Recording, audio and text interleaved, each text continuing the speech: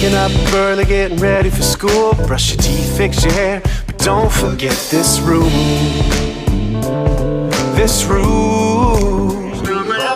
When you come to the building, gotta be prepared. Gotta have your mask on, but don't let it make you scared. We're all doing it, so don't be scared.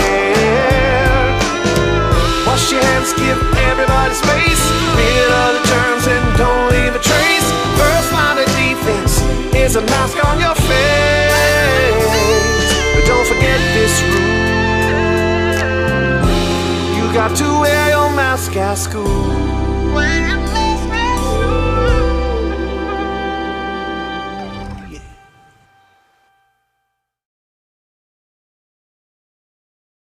Good morning, boys and girls, and welcome to Flint Hill. We want to welcome all of our students, our parents, and anyone in the community that is listening.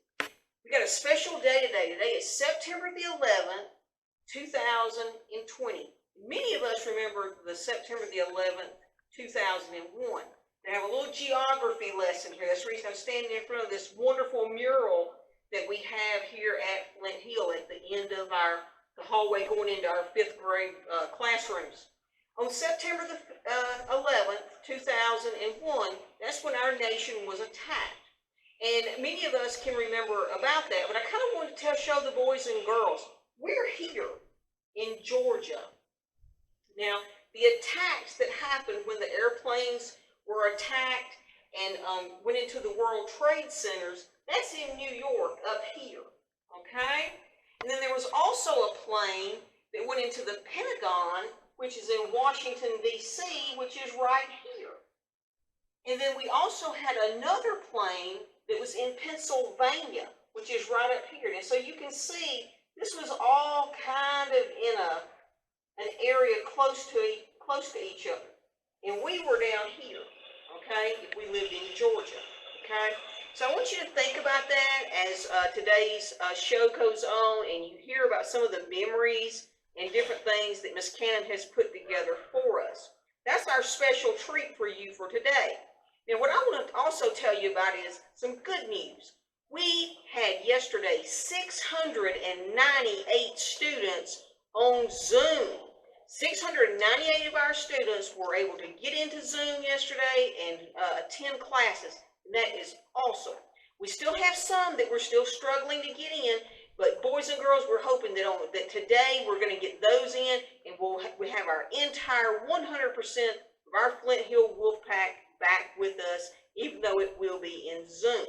We're really happy about it. We've had a great week here at Flint Hill for the first week back at school.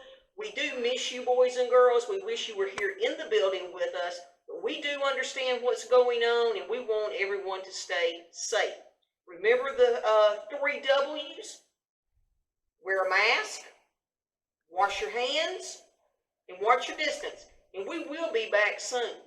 As far as upcoming dates, boys and girls, just the same ones that I've talked about earlier in the week. We have a parent orientation on September the 17th at 7:30 in the morning and at 1:30 in the afternoon. They're going to be on Zoom. We have the Flint Hill birthday on September the 15th. You remember that's coming up. First day of fall is coming up, and Johnny Appleseed's birthday is coming up. And we just can't wait to celebrate these things with you throughout the month. I'm going to lead you on, let you go now. We're going to lead on into the rest of our show. I want to wish you a happy weekend as we're going into the weekend. And boys and girls, remember, if you're having technology problems, you're not to sit at home by yourself and brew about it. Call those numbers that we have in the Canvas pages. Call us and let us know. Let us get you in Zoom so we can have well over our 700 mark next week. Have a good one, and I hope you enjoy the rest of the show.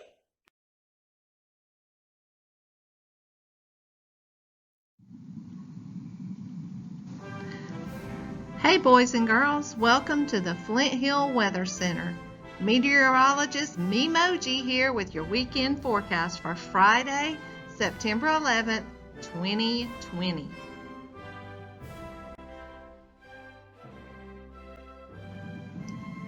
Today will be partly cloudy with a high of 85 degrees and a low of 69 degrees. Humidity is definitely back in the forecast for your weekend, with a chance of rain for both Saturday and Sunday. Make sure to take your umbrella along if you have plans. Enjoy your weekend, Wolfpack, and I will see you back here on Monday morning.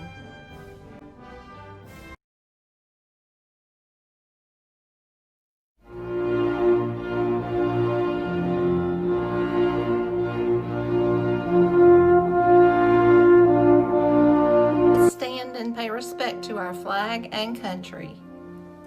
Attention, salute, pledge. I pledge allegiance to the flag of the United States of America, and to the republic for which it stands, one nation, under God, indivisible, with liberty and justice for all.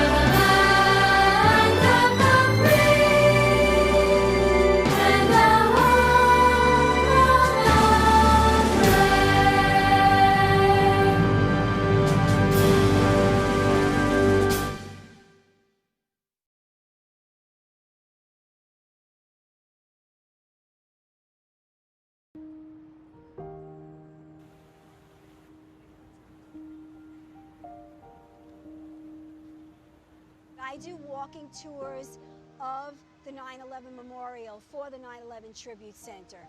And I meet people on my tours from all four corners of the globe. On every one of my tours, I mention that most people don't remember what they did yesterday. But I have had so many guests on my tours come up to me and say that they remember every single detail about where they were and what they were doing on September 11th, regardless of where they're from. When you talk to anybody. I was a freshman in high school, and I had just went to my art class when we heard about the first plane hitting. And so my art teacher, back then you didn't have active boards, you had roll carts of TV, so they rolled in a TV and we watched as the second plane hit. And then they wouldn't let us change classes, so we had to stay in art all day long and watch it. I was teaching PE in Porterdale, and when one of the teachers came rushing into the room to tell us about it, so we all rushed into the office so that we could watch the coverage. I was in my car driving to a doctor's appointment, and I heard on the radio what had happened. And then I rushed to the doctor's office, got a parking spot, and went up to his office and watched the coverage. I was working at Palmerstone Elementary School in kindergarten class, and one of the teachers came in and told the adults in the classroom, and we were not able to get much information for the rest of the day. We continued working with the children. On September the 11th, 2001, when we were attacked as a nation, I can remember I was sitting in a classroom at Palmerstone in Miss Amin Hall's class when the news came about. my two children, one was in the 6th grade at the time, and one was in the kindergarten. And I can remember wondering how they were going to feel when they found out what was going on. On 9/11, I had walked up to the office at Oak Hill Elementary School, and I don't remember her name. She had blonde hair, and all of a sudden she said, "Did you hear what is going on?" And then she turned her computer screen and showed me, and I stood there with chills and just was like, and could not believe it. I thought it was just fictitious what she was telling me. And my daughter was in 3rd grade, and I was panicked. Should I run, go get her, or go back to my class? But I went back to my classroom and went back to work. We didn't tell the children anything, but her teacher was having her watch it. So I do remember I was at Oak Hill Elementary School when it happened. Sitting in the office down at Continental where I work. Hi, I was up in Connecticut on 9/11, and I was actually standing there looking out the window. You could hear all the emergency medical vehicles, and I was watching all the military trucks heading down to New York, which was only like 45 minutes away from me. And my son was serving in the Marines, so it was a very scary time. Not only for me personally, I know the whole country, but it's a day I'll never forget and often changed many of our lives. September 11th, 2001, I was working for an airline called AirTran Airways. I was working with the pilots, and we had a new hire pilot class going that day. It was their first day in class, and we were all excited. We had new people starting. We just couldn't wait to get them out on the line flying the planes. Well, then we heard about the first plane hitting the tower, and we just all stopped doing what we were doing and went to go start watching the coverage. And I remember just all the chaos that was happening, looking for all the planes, where they were. We had to stop flying immediately. Planes had to land where they were, the closest airport to where they were. They had to land there. They could not take off anymore. It was a week where the airplanes were not flying, and it was just so quiet over at the airport. And you get used to hearing the airplanes every day, but then all of a sudden they're not flying, and you're thinking it's just really, really quiet. And I remember that first airplane that took off that very first week, and it brought tears to my eyes, because it was so relieving to know that we were rebuilding our lives